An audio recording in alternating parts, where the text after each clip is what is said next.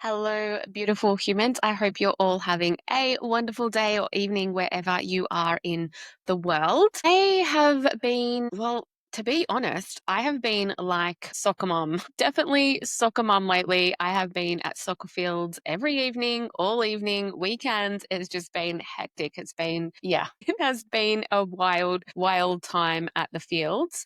But today I'm here to talk to you about how to free yourself from the endless roller coaster of hormonal imbalances, not soccer imbalances. So let's get into it. The truth about your hormones, okay? Let's get one thing straight. Your hormones, they're not working against you. That irritability before your period, the exhaustion that coffee can't fix, the unpredictable cycles, the hot flushes, the mood swings, they're not just random punishments handed down by the universe.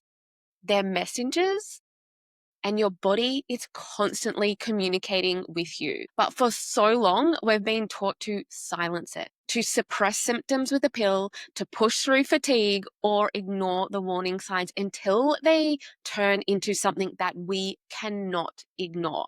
Now, I've shared this many times on the podcast before, but this is exactly what happened to me. And in a way, I'm really grateful for this turning point, because this is what really drove me to go deeper and deeper into the Ayurvedic knowledge when I wasn't getting the help that I needed with my hormones through the allopathic medical system. In saying that, every medical system and every health science has its place, but Ayurveda for me was that game changer. So instead of fighting against our bodies, what if we actually listen to our bodies? This is what I told myself in that time when I was in tears on the floor, completely exhausted, had newborn twin babies. My body just didn't feel like mine. I didn't know what was going on. I had, tried multiple things, but I was just feeling so lost, so up and down, so bloated all the time, fluid retention, extreme fatigue, dizziness, forgetfulness, like all the things. Okay. And I said to myself, what if I stop like seeing my body as the enemy and like the way that I'm feeling as something that I'm fighting against? Instead, what if I turned inwards and listened to what it's asking me to do? And in Ayurveda and even traditional Chinese medicine, hormonal imbalances are not just inconveniences to be managed. They're signals, clues that something deeper is happening. When we learn to decode these messages, we unlock the key to lasting balance, energy, and vitality. And that's what we're going to dive into today, because over the last 12 years or more, I have been decoding what our hormones are telling us. So how did we get here? This cycle of imbalance. Let's talk about what's really happening. The modern approach to women's health is reactive, not proactive. Most of us don't think about our hormones until they start causing problems. And when they do, the solutions we're given often don't solve anything. They're just masking the symptoms. But Ayurveda always known that our hormones are deeply connected to our digestion, our stress levels, and our lifestyle. PMDD, which is premenstrual dysphoric disorder, PMS, and painful periods, they're not just bad luck. They're signs of excess heat and stagnation in the body, depending on your individual constitution. Perimenopause symptoms, they're not just proof that your body is breaking down because you're getting older. They're actually signals that your nervous system and adrenals need more support in this phase of life. And adrenal fatigue and burnout don't just happen out of nowhere.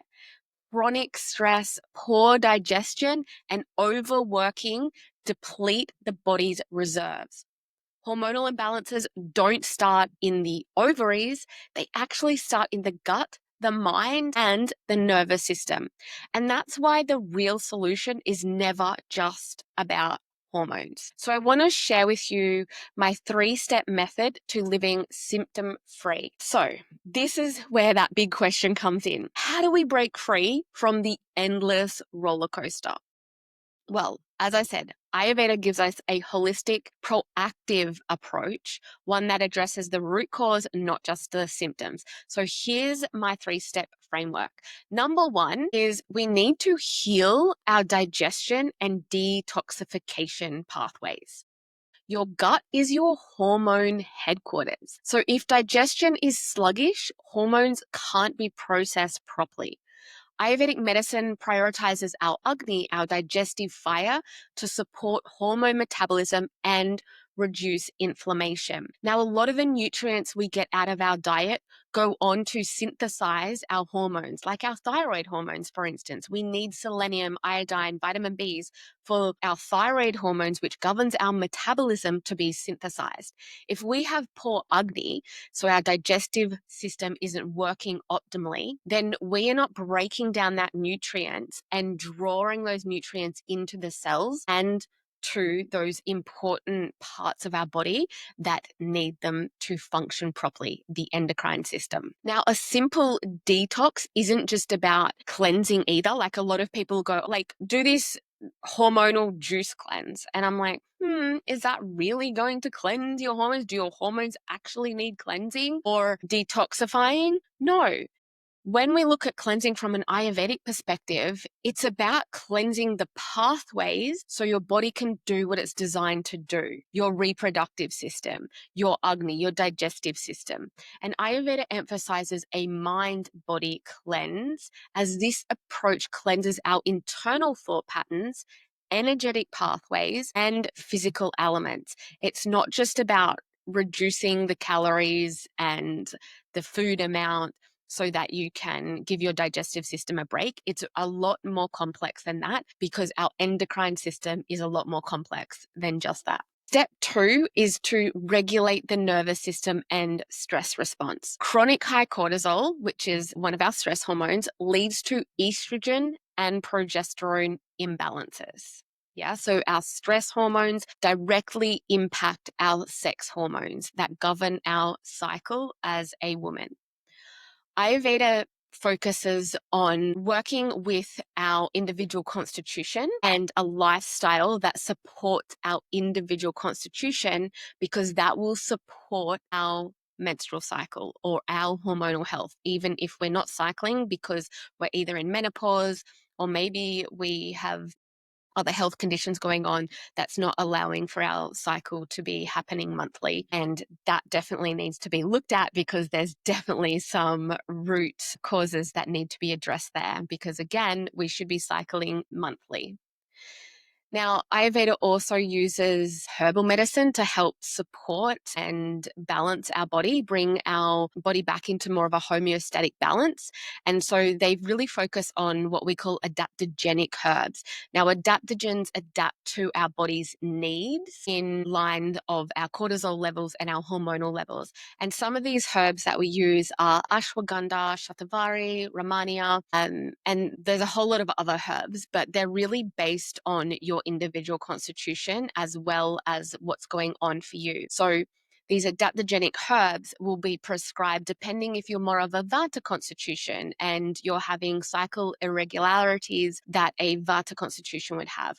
Maybe you're a Pitta constitution, so there would be different lifestyle, different herbal medicines, and different dietary approaches that we would take. And for a Kapha, the same thing applies. If you're a Kapha, then we would be looking at certain herbal medicines, lifestyle, and diet. Abhyanga is a really beautiful way to calm the central nervous system, and that's a daily self-massage. It allows you to really connect back into your body. It helps to stimulate and move the lymphatic system, but it's also so calming for the central nervous system. Breathwork is another tool that we definitely use, and again, we prescribe different breathwork practices depending on your constitution. And again, I love acupuncture for hormonal regulation and nervous system support as well. Now, we understand that stress is a part of life, right? But when we support our resilience, it doesn't have to wreak havoc on our hormones. So a certain amount of stress is healthy, but it's our resilience to stress that will govern how our hormones respond. And step 3 is align with your natural rhythms. Your body is cyclical, but modern life can somewhat be a little bit linear. We push through the same every day, ignoring our body's cues and what part of the cycle we're in. And we don't want to do this. Like, our body is teaching us, our body is telling you what it needs in those moments. And so instead of pushing through the same every single day, ignoring the signs of deep fatigue, ignoring the signs of cramps or mindlessness, we need to listen to what part of the cycle we're in so that we can align back into our cyclical being. Ayurveda teaches cycle syncing, so working with your body, not against it.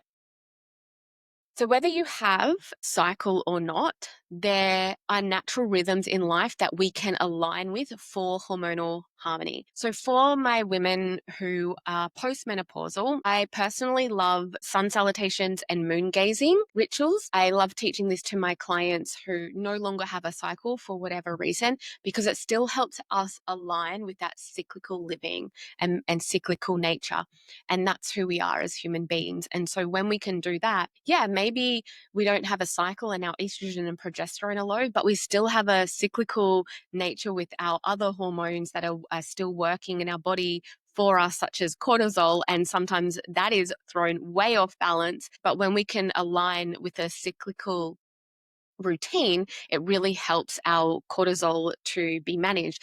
The same goes for insulin and our blood sugar and all of these other aspects of ourself. When we talk about hormones, our mind just generally goes to estrogen and progesterone, but we have so many more hormones than that, in fact. And it's not just about working with those two hormones. And that's why hormonal health is so important for women pre and post-menopausal. So what I want you guys to take away from this is to work with your body, not against it. Your body is not broken and your hormones are not your enemy. When we shift from fighting symptoms to understanding their messages, we stop feeling powerless. The key to hormone health isn't a quick fix. It's in understanding your body, nourishing it, and aligning with the wisdom that has been there all along. When you do, your energy returns, your mood stabilizes, your symptoms become a thing of the past.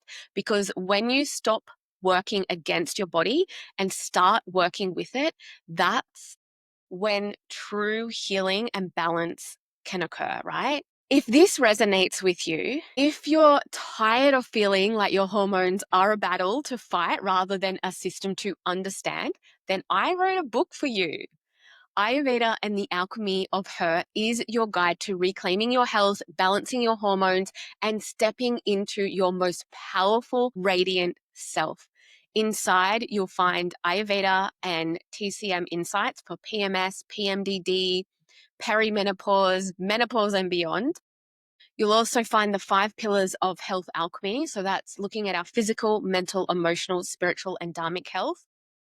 You'll see hormone balancing strategies through digestion, stress regulation, and natural rhythms. There's self-care rituals, ancient wisdom, and modern science to help you thrive.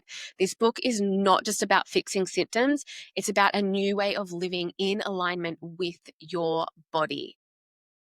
Now, the question is, are you ready to start listening? If so, go grab your copy of Ayurveda and the Alchemy of Her and begin your journey to lasting health and vitality. And if this episode has resonated with you, I'd love to hear your thoughts. Come and connect with me on Instagram at Harmony Inspired Ayurveda and share your biggest takeaway. Because when you reclaim your health, you reclaim your power, and that changes everything. That allows you to really step into your higher self.